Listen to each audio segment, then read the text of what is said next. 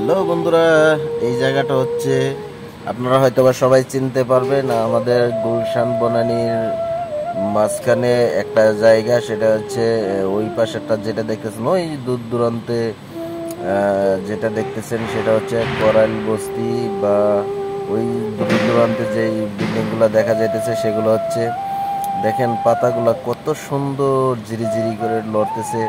আসলে সবসময় তো মুড ভালো থাকে না, যখন মুড ভালো থাকে তখন এই দৃশ্যগুলা মন থেকে দেখলে খুব ভালো লাগে। পানির নিচে বিল্ডিংয়ের প্রতিধ্বনি ছবি, গাছের প্রতিধ্বনি, পানির নিচে যে সমস্ত ছবিগুলো পড়ছে, আসলে এক কথায় অসাধারণ দেখতে, খুব ভালো লাগলো, মনোমুগ্ধকর একটা ব্যাপার।